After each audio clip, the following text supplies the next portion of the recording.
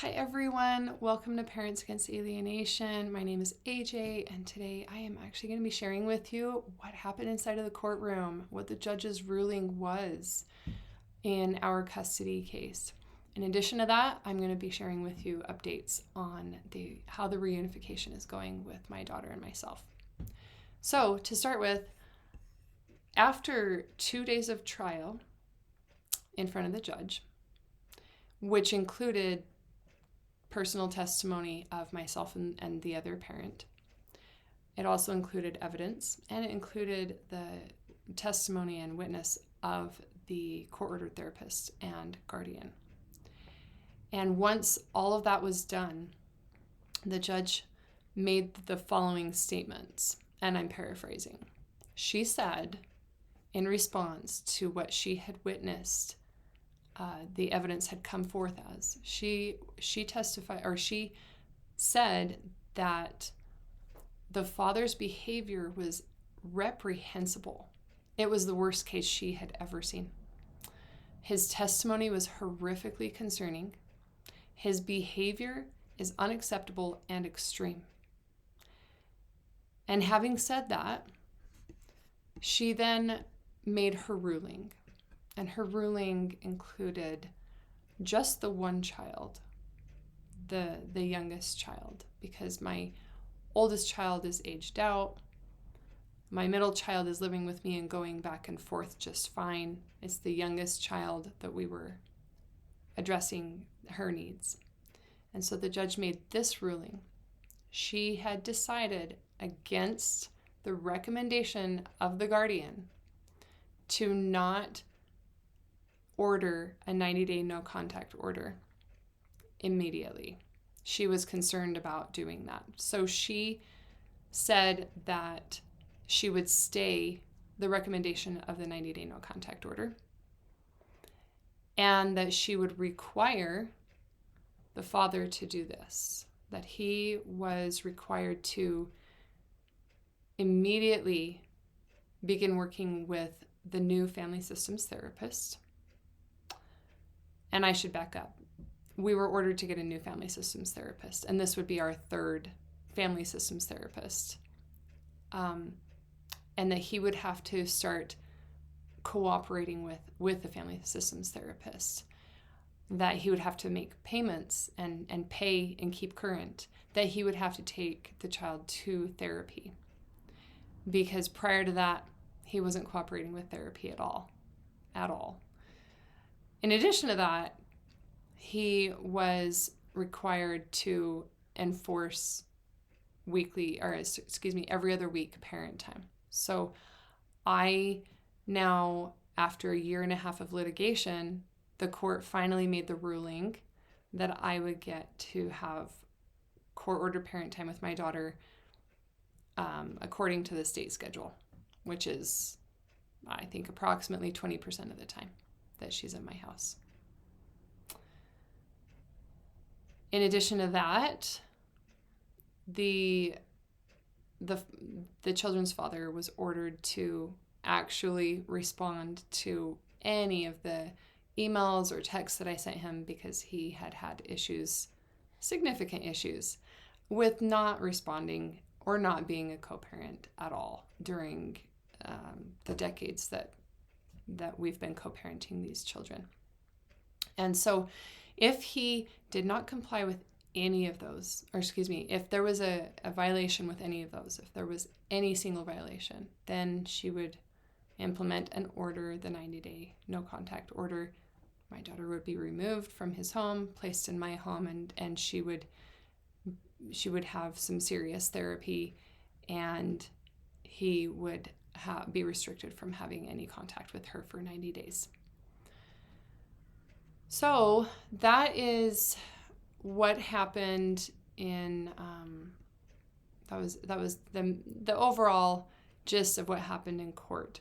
Now, it's encouraging that they went ahead and ordered parent time. It's encouraging that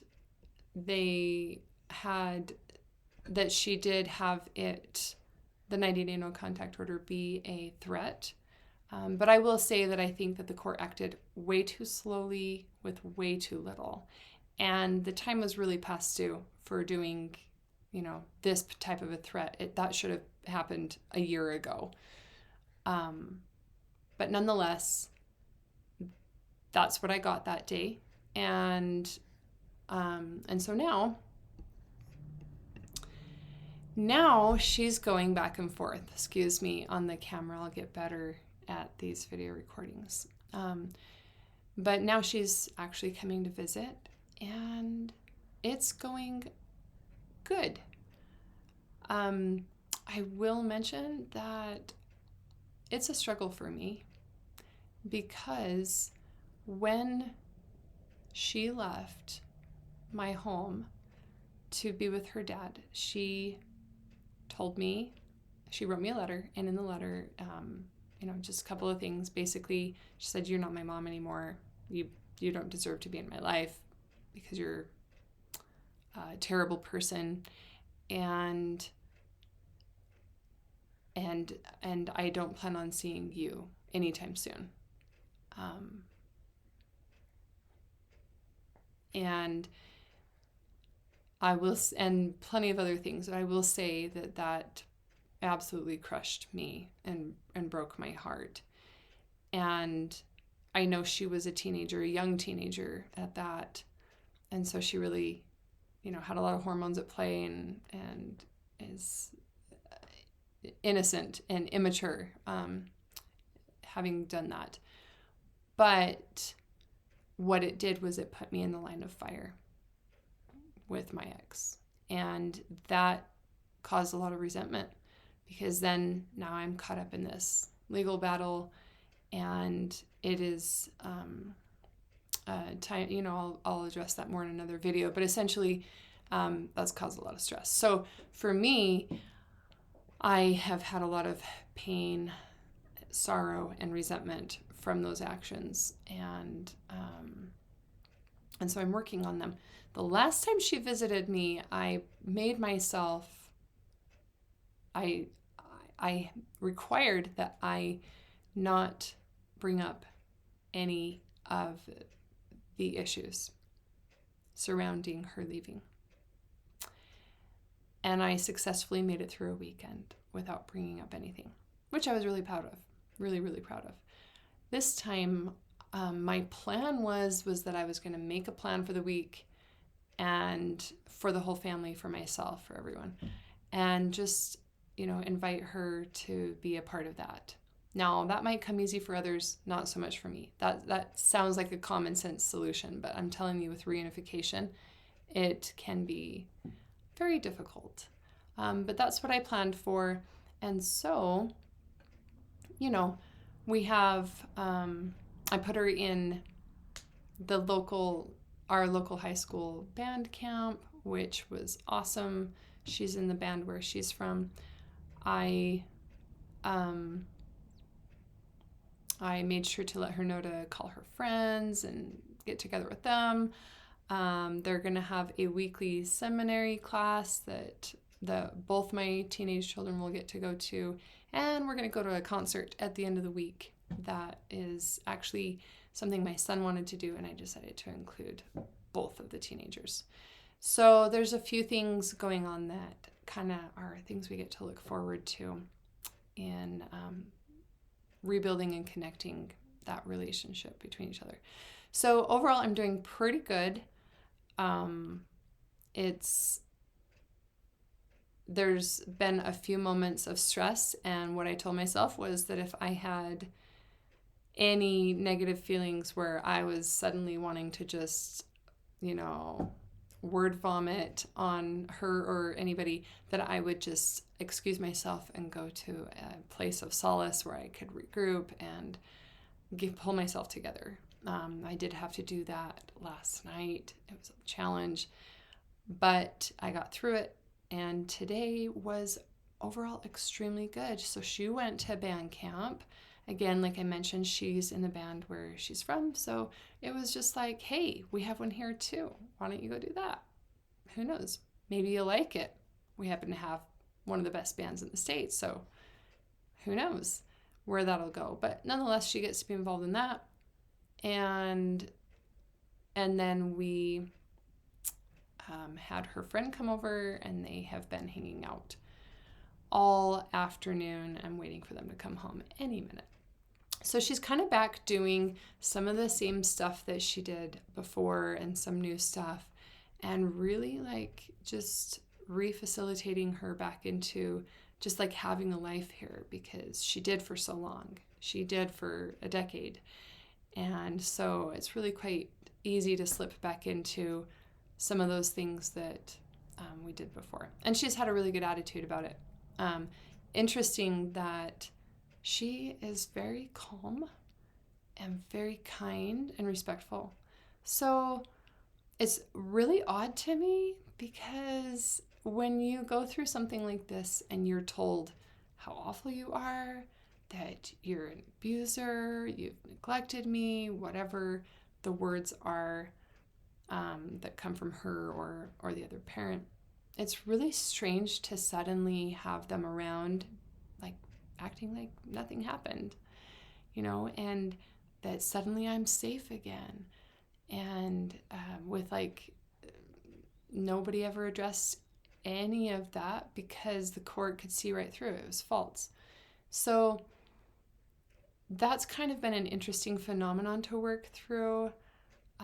But what's cool that I'm seeing in her is that she's just like kind of calm, cool, and collected, and deciding to have a good time with it. So she's really nice. She asks permission for things, and is respectful. What's weird about that, in addition, though, is that I go, okay, well, so like, why is it you're living over there then? Like, why, if you can have such a good time here, you're getting along with people and having a good time with our little toddler that she left behind and had a great relationship with.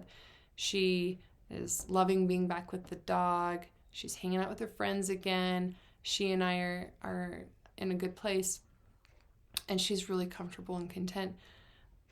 Why is it that she's not deciding to just like move back, right? So that's kind of weird to me. I don't know the answer. Well, I do know a little bit of the answer. She has a life over there. She built a life, and she has friends, and that's hard to leave. So we'll see. We'll see what happens. So, in summary, with all of the resentment that I've had, or just like all of the emotional stuff that an alienated parent has to deal with, the confusion, the pain, the hurt, the anger, bottom line, one of the things that has helped me the most is to remember that she was abused too. And in fact, it's kind of sad, because she was probably abused the most. She's the pawn in the chess game. She's the one that the abusive parent is using to kind of gain advantage. And so I feel some sympathy for her in that situation, because that is actually more sinister than the attacks against me, because she doesn't know that that's what's happening to her. That there's this subtle abuse. It's very subtle, because they don't know. They have no idea. None of my kids have any idea that the subtle things that have been said and done for decades now are the reason why they had their rejection of me. And to me, that, like I said, that's more sinister, because it's so secretive that they don't see it for what it is. But I will say that what I see in her is that I see kind of significant signs of being controlled. And my hope is that I can allow her to live her life freely here, within the rules and the framework of our house that includes the fun and the work and all of that. And that I'll be able to get her to kind of like see where her boundaries are, and to see that she can make decisions that may not align with what her dad is kind of controlling at this point, but that it's okay for her to do that. In fact, it's essential that she do that, that she probably doesn't have the same ideas as her dad, and that she needs to feel confident enough in being able to make that decision so that she's not just ultimately controlled for the rest of her life. Or I shouldn't say for the rest of her life, but, indefinitely. So that's kind of one of the things I'm focusing on. My final comment will be that I think that she did not know how to stand up to her dad, and still doesn't, because he is quite controlling and very intimidating. I hear this a lot. He's extremely intimidating to me, very intimidating to them. In another video, we'll talk about what happened, and you'll get a glimpse into who he is. But I think that she just didn't have the strength to be able to stand up to him and say, I do want to see my mom. And so what's interesting is that now with the court ordering it, kind of like she gets to point to the court order and say, it's that says I have to. That order, the court says I have to, because if I don't, I'm sure she is aware that something will happen, not so good for her dad. And so she gets to kind of rely on that, which is nice, to be honest. So I think that's a positive thing, and we'll see how this all goes. I look forward to documenting it and updating you guys on, maybe daily or weekly, where things go with her. But I am ultimately very happy that we could have a good day, that today was probably one of the better days. Things were normal, things were good, and some of the resentment is coming down. So I'm happy about that. All right, guys, thanks. See you soon.